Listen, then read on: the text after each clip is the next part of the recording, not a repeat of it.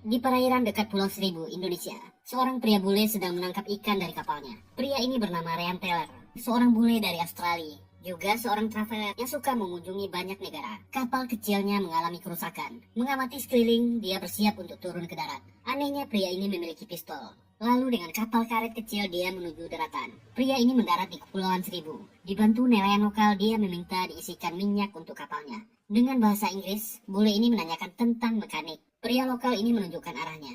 Dan mulailah dia menelusuri jalan kampung, berjalan mencari mekanik untuk memperbaiki suku cadang kapalnya. Akhirnya Ryan sampai di tempat servis. Seorang pria bernama Kang Epi memeriksa suku cadang milik Ryan. Dia mengaku tak punya suku cadang ini, tapi dia bisa memperbaiki ini dalam 3 hari. Ryan merasa itu terlalu lama. Memberikan uang 300.000, perbaiki dalam 2 hari. Kang Epi langsung menyanggupinya. Seorang anak kecil bernama Doni melihat Ryan menyusuri jalan di pulau. Bocil ini segera turun dan berlari menghampirinya. Ryan salah sangka, membuat bocil ini terjatuh. Doni ternyata ingin menawarkan jasanya. Dia bisa menjadi guide dan membantu Ryan mencari kebutuhannya di pulau. Awalnya Ryan menolak, tapi dia merasa kasihan. Selain karena Doni memohon, dia lumayan fasih berbahasa Inggris. Ryan memanggilnya, dan Doni mulai membantu Ryan mengangkat barang-barang yang dia beli. Di sebuah gang di depan warung, Ryan berhenti ingin membeli makanan kaleng. Doni protes ke penjualnya, karena kalengnya rusak. Si abang-abang ini nggak peduli. Ryan merasa itu tak masalah dan akan membelinya. Tak jauh dari sana, seorang ibu muda dan anak perempuan kecil sedang memohon kepada pemilik warung agar dia diperbolehkan mengutang. Si pemilik warung menolak. Hutang wanita muda ini sudah menumpuk. Genti adalah janda muda yang kehilangan suaminya karena kecelakaan di laut. Ternyata mama muda ini adalah bundanya Doni. Dia melihat anaknya, lalu memanggilnya. Doni mengatakan, ada bule yang menyewa jasanya untuk mengangkat barang dan menjadi guide-nya. Lalu dia memberikan uang 50 ribuan ke bundanya. Genti mengingatkan anaknya, agar hati-hati dan jangan percaya dengan orang asing. Dengan bahasa Inggris seadanya, Genti menyapa Ryan dan mengucapkan terima kasih sudah memberi anaknya pekerjaan. Genti menawarkan, kalau dia mau, dia bisa makan malam di rumahnya. Ryan menolak secara halus. Genti meminta izin pergi dan menyuruh anaknya bekerja dengan hati-hati. Doni pun membantu mengangkat barangnya ke kapal. Karena melihat muka Doni yang memelas, Ryan menyuruh Doni naik ke perahu karet. Namanya juga bocil kampung. Doni tertarik dan mulai menyentuh barang-barang di kapal itu. Doni sempat menanyakan apa pekerjaan Ryan. Pria ini menjawab pendek, dia sudah pensiun. Agak sorean, Ryan mengantar Doni kembali ke daratan. Doni kembali menawarkan jika dia ingin, dia bisa makan malam ke rumahnya. Ikuti saja jalan ini, rumah paling ujung, pondok kayu dengan warna pintu biru. Malam itu Ryan menikmati makanan kaleng sendiri. Apa pekerjaan pria bule ini sebenarnya? Dan Ryan memutuskan, dia akan pergi ke rumah Doni saja untuk makan malam. Di sebuah kapal yang tak jauh dari kapal Ryan, seorang wanita muda diseret seorang pria. Kapal ini adalah markas mafia lokal yang dipimpin oleh orang ini. Namanya Yanto. Mereka adalah sekumpulan sindikat penjualan manusia. Targetnya tentu saja gadis-gadis muda yang ada di pulau-pulau di sekitar Jakarta. Yanto memberi perintah kepada Abel anak buahnya. Mereka masih kekurangan stok wanita yang akan dikirim kepada pria yang bernama Lee di Jakarta. Sementara di rumah, Doni dengan bangga menceritakan perkenalannya kepada teman-temannya tentang bule yang bernama Ryan. Teman-temannya nggak ada yang percaya. Tiba-tiba pintu diketuk. Doni gembira, bule yang diceritakannya benar-benar datang ke rumahnya. Ryan memberikan ikan yang ditangkapnya di laut. Ini adalah adik perempuan Doni yang bernama Dewi. Sementara ibunya memasak, Doni membawa Ryan memamerkan ayam-ayam yang dia pelihara. Ryan menanyakan di mana ayahnya. Doni menjawab, ayahnya meninggal sudah lama. Ryan menikmati makan malam sederhana di keluarga kecil ini. Lalu pria ini pamit pulang ke kapalnya dan menyuruh Doni untuk membantunya lagi besok. Temui dia di dermaga jam 9 pagi. Pagi baru di Kepulauan Seribu. Sekelompok pria datang ke pulau mereka. Mereka adalah preman lokal anak buah Yanto, dipimpin oleh Abel. Ternyata anak-anak sangat takut kepada orang-orang ini. Target mereka adalah menambah stok gadis yang akan mereka kirimkan. Sementara Ryan mengajarkan Doni membuat panah dan menggunakannya, dan menangkap ikan di laut. Doni dan Ryan membawakan ikan untuk ibunya. Dan sambil lirik-lirik, wanita muda ini mengundang kembali Ryan untuk makan malam di rumahnya.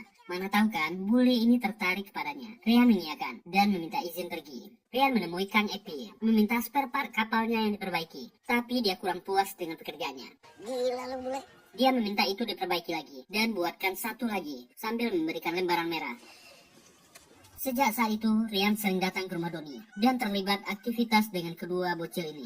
Genti, si janda muda, suka mencuri-curi pandang kepada pria bule ini. Dan hari itu Doni menangis. Ayam kesayangannya dibunuh oleh anjing liar. Dan Ryan memberi nasihat. Dia hanya bisa merelakan atau dia bisa membunuh anjing itu. Doni menolak, itu jahat. Dia akan membangun kandang yang lebih baik. Dan malamnya, Ryan menemani Doni menjaga ayamnya dari anjing-anjing liar. Di pulau ini, geng Yanto mengambil wanita yang mereka mau. Tidak ada penduduk lokal yang berani kepada mereka. Para gadis muda ini diculik dari rumahnya. Dengan beceng, para penduduk lokal diancam.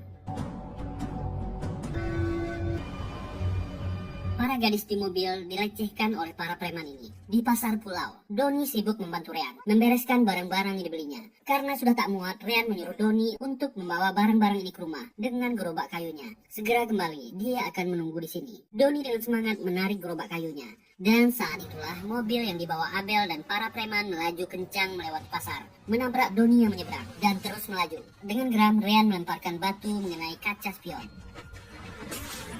Para preman ini berhenti. Abel menyuruh anak buahnya turun dan memberi bule itu pelajaran. Para preman ini pun turun dengan parang panjang di tangan. Tapi reaksi Rean sangat santai. Sambil berjalan, dia membawa para preman ini ke tempat sepi. Para preman ini memaki-maki bule ini sambil mengacungkan parang.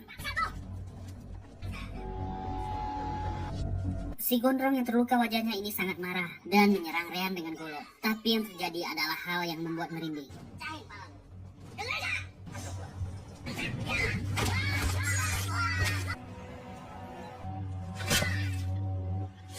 Cara Rian membunuh sangat sadis. Bule ini berdarah dingin. Rian cepat-cepat membawa Doni yang terluka. Abel yang gentar bersembunyi di mobil. Memotret Rian yang bajunya berlumuran darah. Abel turun dan memeriksa keadaan anak buahnya. Orang-orang ini sudah bersimbah darah, tewas dalam keadaan yang mengerikan. Rian membawa Doni ke rumah dan membuat Genti panik. Dia menyuruh Genti tetap tenang dan menekan pendarahan Rian. Dia akan mengambil alat-alat pengobatan di kapalnya. Rian bergegas mengambil peralatannya dari kapalnya. Untunglah Rian berhasil mengobati Doni. Genti sempat heran, bertanya apakah Rian dokter. Dia sangat terampil menjahit luka-luka Doni. Rian tak menjawab dan menyuruh Genti menceritakan tentang para preman yang dia temui di pasar. Genti menjawab, orang-orang itu datang setiap bulan. Mereka mengambil perempuan muda, uang dari penduduk. Mereka mengambil apa saja yang mereka suka. Jumlah mereka sangat banyak. Penduduk tidak berani membantah. Pernah ada yang melawan, tapi orang itu dibunuh dengan kejam. Rian mengatakan, dia sudah terlibat dengan para geng ini. Mungkin saja Genti dan anak-anaknya dalam bahaya. Dia akan membawa Genti dan anak-anaknya ke tempat aman. Tapi janda muda ini menolak. Mereka akan tetap di rumah saja. Abel melaporkan kepada bosnya Yanto yang sedang menyiksa seorang gadis yang mencoba kabur dari kapal. Foto diperlihatkan kepada Yanto. Pria ini merasa pernah melihat foto Rian. Dia baru ingat orang yang bernama Lee pernah mencari orang ini. Jakarta, di sebuah proyek apartemen mewah. Orang inilah yang bernama Lee. Seorang pengusaha properti, punya banyak usaha, banyak klub malam, dan beberapa hotel mewah di Jakarta. Tapi pengusaha ini juga punya sisi kelam. Dia juga menjual narkoboy dan memperdagangkan wanita-wanita muda untuk klub malamnya. Anak buahnya memberikan HP. Dia perlu melihat ini. Dari Yanto. Lee kaget dan shock melihat foto yang dikirimkan Yanto. Dia segera pulang ke rumah mewahnya. Mengambil arsip di lemari barang, itu sudah lama dia simpan. Dia membuka laptopnya dan mencocokkannya dengan foto yang dikirimkan Yanto. Segera dia menelpon seseorang. Dia ingin menyewa jasa untuk menangkap satu orang, bawa kepadanya hidup-hidup. Lee pasti punya dendam masa lalu dengan Rian. Rian membuka koper peralatannya. Semuanya adalah alat pelacak lokasi. Memasangkan jam ke tangan Doni. Memasangkan kalung untuk Dewi. Dia berkata kepada Genti, dia akan kembali ke kapalnya sambil memasangkan perhiasan di rambut Genti. Semua ini adalah alat pelacak lokasi untuk jaga-jaga. Genti untuk sementara jangan kemana-mana dan tetap di rumah. Jika dia tak kembali dalam 2 jam, bawa anak-anaknya menuju gereja hijau di dermaga. Genti mengganggu, dia akan melakukannya. Rian menuju dermaga dan dia sudah menjadi target seorang sniper. Jasa inilah yang dipesan oleh Lee untuk mengejar Rian. Tapi orang ini tak menembak karena perintah Lee. Rian harus dibawa hidup-hidup. Tapi Rian sepertinya tahu dia sudah diincar. Dia masuk ke gudang peralatan di dermaga. Lalu dia langsung menyadari ada orang lain di sana.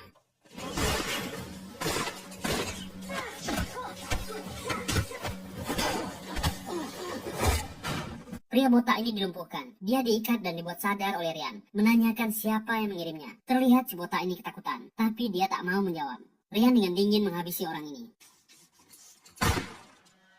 Rian Teller, dia termasuk salah satu asasin paling mahal. Orang ini tak pernah gagal dalam misinya di berbagai penjuru dunia. Dia dijuluki si pembawa pesan, karena setiap orang yang bertemu dengannya akan menerima pesan kematian. Sudah hampir 10 tahun dia pensiun, tapi orang-orang ini mengusik jiwa brutalnya. Lee memarahi Yanto, karena Yanto nekat ingin turun ke pulau, dia akan membawa semua anak buahnya. Dia akan menghabisi bule yang sudah membunuh beberapa anak buahnya. Lee memarahinya. Dia tak tahu dengan siapa berhadapan. Orang ini bukanlah lawan geng lokalnya. Yanto menjawab, dia akan membuktikan dirinya bisa. Dia akan membunuh keluarga yang membantu bule itu, lalu menculik anak-anaknya dan mengirimkannya kepada Lee. Bukannya senang, orang kaya ini marah dan memaki-maki Yanto. Dia akan kehilangan nyawanya. Dia harus menunggu bantuan dari Jakarta dulu. Tapi Yanto yang sok keras nggak peduli dan menutup telepon Lee. Lee emosi, anak buahnya di pulau menolak perintahnya. Pacarnya yang bernama Tika menghampirinya. Kenapa dia sangat emosi dan kelihatan marah? Lee menceritakan, dia telah mencari pembunuh orang tuanya. Lalu tiba-tiba orang ini muncul. Lee muda turun tengah malam ketika mendengar suara di ruang tengah. Itulah kali pertama dia melihat wajah Ryan. Ryan cuma melihatnya dan berkata, maaf ini harus terjadi. Lanjutkan hidupmu. Lee ketakutan, berlari ke bawah. Tubuh orang tuanya tergeletak di lantai, bersimbah darah. Sebagai anak tunggal dari konglomerat kaya, dialah yang mewarisi kekayaan orang tuanya. Sementara di Kepulauan Seribu, Ryan berjalan menyusuri kampung. Dia mencari sesuatu. Dia yakin dengan instingnya. Sehari yang lewat, dia diincar oleh seorang sniper. Dia menemukan bangunan yang dia curigai. Seorang pria parubaya memasuki kamar. Betapa kagetnya, dia telah ditodong pistol. Pria ini bernama Tom, seorang sniper kenalan Ryan. Waktu dia bekerja sebagai pembunuh bayaran. Tom meminta maaf, dia butuh uang. Menyangka Ryan sudah lama pensiun, instingnya pasti menurun. Dan berani menargetkannya, tapi pria ini salah. Mereka kenalan lama. Ryan tak menyangka Tom berani menargetkannya. Ryan menyuruhnya menceritakan siapa penyewa yang mengejarnya. Tom bercerita, orang itu bernama Lee di Jakarta. Dia tak tahu kenapa orang ini mengejar Ryan. Ada 4 orang yang mengejarnya selain dia. Ryan tahu, 1 orang telah dihabisi. Tom mengingatkan, orang bernama Lee ini juga atasan para perompak dan para preman lokal di kepulauan ini. Mereka akan mengejarnya. Tom memohon, ampuni dirinya. Dia akan menghilang selamanya. Ryan menjawab, Tom sudah kehilangan kesempatan itu. Sementara Yanto yang sudah tak sabar mengirim semua anak buahnya ke pulau, bunuh semua orang yang berhubungan dengan bule ini, dan culik kedua anak kecil itu. Abel dan puluhan anak buahnya merapat ke pulau. Mereka membagi tugas. Ryan sudah bersiap. Dia menusukkan dadanya sendiri, mengeluarkan alat seperti GPS dan mengaktifkannya. New York, wanita ini bernama Toby, salah satu admin yang mengurus seluruh kebutuhan organisasi asasin dari seluruh dunia. Dia mendapatkan sinyal, seseorang telah memulihkan status dan siap untuk bekerja.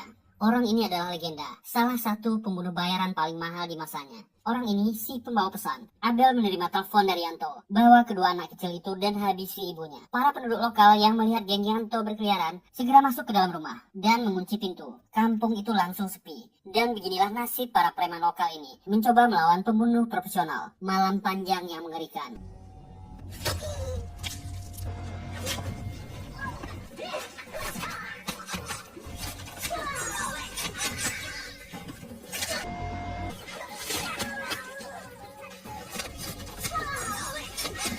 Semua anak buah Yanto yang turun ke pulau habis tak tersisa. Tapi Ryan melupakan sesuatu. Dia terlalu asik menghajar anak buah Yanto dan melupakan penjagaan di rumah Genti. Kedua bocil itu sudah hilang, sementara Genti terluka parah. Menyangka Genti sudah tewas, tapi wanita ini masih bernyawa. Ryan segera memberikan pertolongan pertama. Ada telepon tergantung di dinding dan berbunyi. Ryan mengangkat telepon. Suara seseorang di seberang, mengaku dialah Lee. Sampai jumpa 4 jam lagi di Jakarta. Jika dia tak datang, dia akan menghabisi kedua bocil ini. Ryan mengobati Genti, dibantu oleh ibu-ibu tetangga. Ryan berjanji, dia akan menjemput anak-anaknya dan akan membawanya kembali. Kapal Yanto. Para penjaga ini dikagetkan. Seseorang telah datang ke kapal mereka. Yanto menelpon bosnya dan meminta tolong. Si pembunuh itu telah datang ke kapalnya. Lee berkata, dia sudah memperingatkan Yanto, tapi dia terlalu berani. Dia berterima kasih karena Yanto sudah mengirimkan kedua bocil itu. Silahkan dia bersenang-senang dengan orang gila itu. Yanto ketakutan dan berteriak-teriak memanggil bosnya. Telepon ditutup. Yanto ngamuk dan menyuruh anak buahnya bersiap memanggil Abel. Habisi bule itu. Ryan memasuki kamar para gadis yang diculik. Para wanita ini ketakutan. Ryan memberikan pistol tembak. Jika ada yang masuk, tembak dia. Abel lah yang bernasib sial. Saat melintasi kamar para gadis, dia ditembak. Preman ini bernasib malang.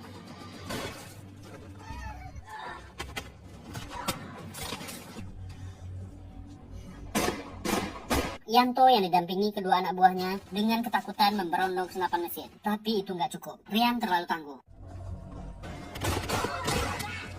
Yanto baru sadar, dia sudah menendang batu yang sangat keras. Dia meminta ampun. Ryan berkata, waktunya terbatas, dia tak bisa lama-lama. Dengan dinginnya dia berkata, ini bukanlah penyiksaan. Ini hanyalah pelajaran untuk semua yang telah dia lakukan. Yanto memohon, dia akan memberikan semua yang dia punya. Ryan menolak, dia tak butuh apa-apa. Dia jauh lebih kaya darinya. Dan kepala preman lokal Yanto tewas meregang nyawa. Dengan bot kecil, Ryan melaju di kegelapan malam menuju Jakarta. Ryan menelpon Toby, memberikan kode aktivasinya. Toby mengatakan kode diterima, apa yang bisa mereka bantu. Ryan ingin menyewa 2 jasa konsultan jarak jauh, sniper maksudnya, yang sedang berada di Jakarta dan dekat dengan lokasi. Toby menjawab, hanya 1 orang yang terdekat dengan lokasinya saat ini. Biaya konsultasi $1 juta untuk 1 jam. Ryan menyetujuinya, dan transfer segera dilakukan ke sniper yang sedang berada di Jakarta. Orang ini diperankan oleh Babang Mike Lewis. Kita panggil Mike saja. Notif HP-nya berbunyi. Dia telah disewa. Detail pekerjaan masuk ke HP-nya. Pelabuhan Tanjung Priok. Ryan turun di dermaga dan melihat kode infra hijau. Itu adalah kode dari Mike. Ryan mengambil radio suara dan memberikan kode PIN aktivasi ke sniper yang disewanya. Mike menjawab, periode konsultasi sudah aktif. Apa yang dia bisa bantu? Ryan mengirim koordinat lokasi untuk target pertama. Mike menjawab, dalam 16 menit dia akan standby di lokasi. Dan Ryan berjalan ke bajai yang sedang parkir di sana. Pria yang bernama Adi ini menanyakan kemana dia akan pergi. Ryan menyuruhnya jalan. Bajai berjalan di kegelapan malam. Ryan bertanya, apakah rumahnya jauh dari sini? Adi menjawab, tidak jauh. Dia adalah penduduk lokal. Mereka sampai di lokasi pertama, sebuah pabrik tua. Dan Ryan menyiapkan senjata dan peralatannya di belakang. Itu membuat Adi kaget dan ketakutan. Ryan menjelaskan, dia akan ke dalam menjemput seorang gadis kecil. Saat dia kembali, kita akan membawanya ke rumah Adi. Telepon istrinya dan suruh dia bersiap. Adi ketakutan. Memohon jangan libatkan dia. Ryan menjawab, ada 2 lokasi malam ini. Dia harus menemaninya sampai selesai. Adi tetap ketakutan dan menolak. Mister Bule, kamu bisa pergi saja. Jangan libatkan dirinya. Lalu dia memohon. Dia tak bisa mundur karena dia sudah terlibat. Adi menangis ketakutan. Mau pergi nggak berani. Mau tetap di situ, jiwanya sudah sangat ketakutan. Ryan berpesan, jangan keluar dari bajai. Gedung ini dijaga orang-orang bersenjata. Ryan mengangkat tangannya. Kedua penjaga ini berteriak, menyuruhnya berhenti. Tapi saat itulah sniper kita, Bang Mike, mulai beraksi. Mike bersuara di radio. Dia menunggu perintah untuk target selanjutnya. Dan mulailah pembantaian dilakukan oleh kedua orang ini.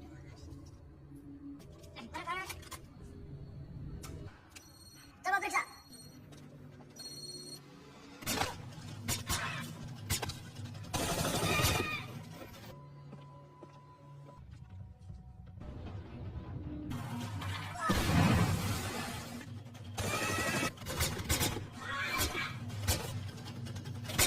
Sementara Adi gemetar di dalam bajai. Mimpi apa dia semalam? Bisa-bisanya hari ini dia mengalami peristiwa ini.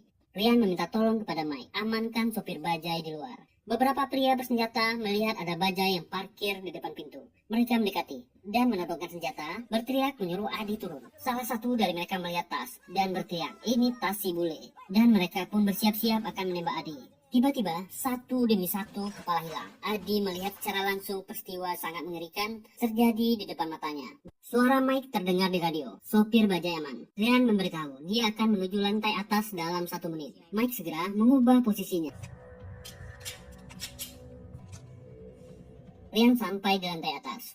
Kepala Dewi sudah ditodong pistol. Orang ini adalah Vargas, pembunuh bayaran ketiga inisial Wali. Orang ini mengaku dia baru 2 tahun bergabung dalam dunia bawah tanah. Dia adalah pengagum berat Ryan Taylor. Pekerjaannya di Korea dan Brazil itu sangat indah. Dia sangat heran. Orang dengan skill sepertinya kembali lagi hanya gara-gara masalah sepele ini. Suara Mike terdengar. Dia sudah dalam posisi siap untuk menembak. Vargas membuka laptopnya dan menyambungkan video call dengan Lee. Lee berkata, dia sudah menunggu 12 tahun untuk hari ini. Apakah dia bisa mengingat kapan dia bertugas di Jakarta? Sepasang suami istri yang dibunuhnya adalah orang tuanya. Lee memberi perintah, letakkan senjatanya. Orang-orang ini berteriak agar Ryan meletakkan senjata. Mereka bersiap untuk menembak. Ryan melepaskan senjatanya. Lee memberi perintah, habisi bocil itu. Bersamaan kedua orang ini menembak. Seluruh orang Lee di lantai atas tewas. Lee kaget, dia tak menyangka hasilnya seperti ini. Ryan mengamankan Dewi ke sudut ruangan, tutup telinga dan matanya. Dengan santai, Ryan menghunuskan golok di meja dan berkata kepada Lee. Dia menembak otak kecil orang ini. Dia lumpuh, tapi semua perasaannya masih responsif terhadap rasa sakit. Dan mulailah Ryan mengayunkan goloknya ke Vargas. Pria ini brutal sekali. Dia berteriak sekali lagi. Give me back the fucking boy! Jika terjadi apa-apa dengan bocil itu, dia akan melenyapkan semua keluarganya, semua temannya, semua orang yang berhubungan dengannya akan lenyap. Lee ketakutan, tapi dendamnya kepada Ryan lebih besar. Dia berteriak, semuanya siap-siap di klub. Kita akan menghabisi bule gila ini. Bajai kembali melaju di kegelapan malam. Mereka pergi ke rumah Adi. Adi berteriak-teriak memanggil istrinya. Istri Adi segera mengamankan Dewi. Rian berkata, dia akan kembali malam ini untuk menjemput anak ini. Adi menyuruh istrinya diam dan jangan banyak bertanya. Lakukan saja. Adi melihat keadaan Rian yang berdarah, agar mereka ke klinik dulu untuk mengobati lukanya. Rian menyuruhnya cepat, mereka tak punya waktu. Memeriksa HP-nya, dia melacak GPS yang ada di tubuh Doni. Mike berjalan santai. Diberitahu oleh Toby, periode konsultasinya dengan klien Rian sudah berakhir. Dana telah ditransfer ke rekening banknya. Dia menerima klien yang baru di Roma. Silahkan naik pesawat 60 menit lagi. Tiketnya sudah disiapkan di bandara. Sebelum dia memutuskan layanan radio dengan Rian, tak sengaja Mike mendengar Rian berteriak, "Kita akan ke Red Club secepatnya." Mereka menahan bocil itu di sana. Pembunuh bayaran pun masih punya hati. Mendengar Rian masih harus menyelamatkan satu bocil lagi, Mike menghentikan taksi. Dia akan ke Red Club membantu Rian. Dia masih punya waktu dalam 1 jam ini sebelum berangkat ke Roma. Bajai sampai di lokasi. Rian akan ke dalam dan Adi akan membantunya. Adi menangis menolak, tapi Rian berkata, dia tak bisa mundur lagi. Jika dia tak membantunya, bocil itu bisa mati. Walau ketakutan, Adi memutuskan dia akan ikut. Inilah yang akan Adi lakukan. Dia akan jadi orang kaya dan membagikan semua uang ini kepada semua petugas keamanan. Semuanya uang dolar. Dan Adi memakai setelan jas. Adi membeli miras oplosan, meminumnya untuk menekan rasa gugupnya. Terlihat Mike sudah masuk duluan. Adi berjalan mendekat, tapi para penjaga ini menghentikannya dan mengusirnya. Adi langsung bergaya, mengeluarkan dolarnya, dan membaginya kepada para penjaga ini.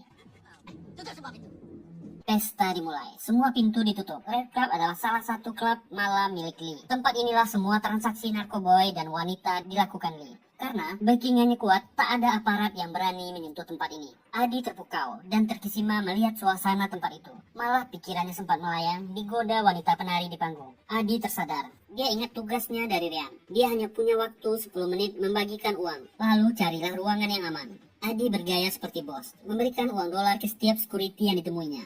Dan tak sengaja, dia melihat seorang wanita muda dipaksa minum oleh seorang pria. Adi langsung lupa istri di rumah dan langsung menjadi pahlawan, menarik tangan gadis muda itu. Pria itu auto marah, ada yang menarik cewek sewaannya, tapi dia langsung diam ketika Adi memberikan lembaran-lembaran dolar. Adi langsung menarik gadis itu dan pergi ke dalam kamar mandi. Para preman ini kesenangan mendapatkan lembaran-lembaran dolar. Tiba-tiba, semua uang itu meledak. Ya, uang itu adalah bom kertas yang dipicu dari alat yang dipegang Rian. Mencabut pistolnya, Rian bersiap di depan pintu. Para pengunjung mendobrak pintu dan berlarian keluar ketakutan. Beberapa orang tiba-tiba meledak di dalam. Rian masuk dan menghabisi anak buah Lee.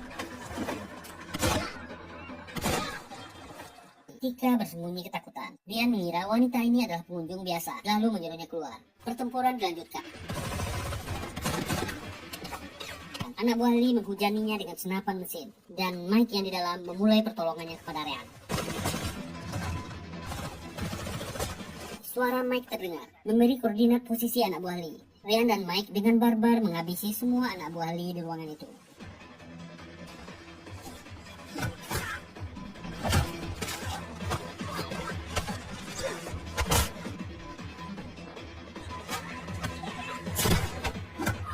Dan Rian terkena tembakan. Ternyata itu Tika. Gadis ini dikawal 2 pria dengan sombong mendekati Rian. Gadis ini menyangka akan aman untuk berada di dekat Rian, tapi dia salah. Pembunuh profesional dilawan.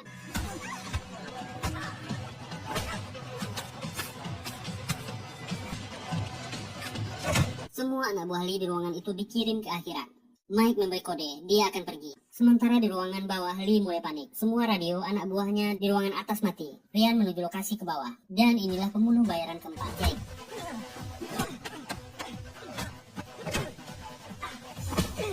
Tapi Rian masih bisa membalikan situasi. Dengan tertatih, pandangannya mulai kabur. Rian menuju ruangan bawah. Dia agak ceroboh, sehingga bisa tertembak. Lee yang sudah menunggunya menghajarnya dan memukuli Rian. Dia tak menyangka akan semudah ini. Pria legenda ini terkapar lemah di hadapannya. Saat akan menembaknya, Lee berhenti. Ini terlalu enak buat Rian. Mengambil pedang yang tergantung di dinding. Dia menusuk dan berkata, ini adalah pedang yang dia tinggalkan ketika membunuh kedua orang tuanya. Rian tak bisa menjawab apa-apa. Itu adalah tugas dari masa lalunya. Kembali Lee mengoceh. Kedua anak ini akan bekerja padanya seumur hidup, sampai mereka tutup usia. Yang tak diduga Lee, Doni sadar dari pingsannya, mengambil panah yang tergantung di dinding. Dan saat Lee mengayunkan pedangnya, lalu Rian berkata, seharusnya dia melupakannya, menyuruh Doni menutup mata. Lee tewas dengan pedang yang sama. Balas dendamnya tak tercapai. Doni memapah Rian untuk pergi dari sana. Sementara Adi keluar dari kamar mandi, melihat mayat-mayat berserakan. Dia keluar dan membuka bajunya. Dan saat itulah aparat kepolisian kita datang ke TKP. Adi kembali ke bajainya. Adi pun bergegas pergi dari sana. Pengalaman yang sangat menyeramkan bagi supir bajai ini. Seminggu kemudian, di pelabuhan Tanjung Priok, Adi sudah tertidur di bajainya, mendengar guncangan. Menyangka ada yang naik, dia bangun. Tapi tak ada siapa-siapa. Ada koper kecil hitam. Adi memeriksanya. Itu terkunci. Dia sadar, mengambil foto di cermin. Mencoba angka yang tertulis di sana. Isinya gepukan uang dolar yang sangat banyak. Dan foto Rian bersama seorang wanita dan kedua anak yang dia selamatkan. Adi tak menyangka. Dia berlari ke jalan mencoba mencari jejak Rian. Sopir bajai ini bahagia dan berteriak. Rian Teller membalasnya dengan cara tak terduga. Dan film pun berakhir. Ada plot twist nih. Ada yang bisa jawab nggak? Apa yang dilakukan Adi di kamar mandi bersama gadis ini saat Rian membantai anak buah Li? Tulis di komen ya. Saya benar-benar nggak tahu. Ada film kolaps antara Barat dan Indonesia yang sekeren ini. Budgetnya mungkin nggak terlalu gede ya, tapi ceritanya rapi dan adegan actionnya gila. Benar-benar menyegarkan. Semoga terhibur. Terima kasih sudah meluangkan waktu.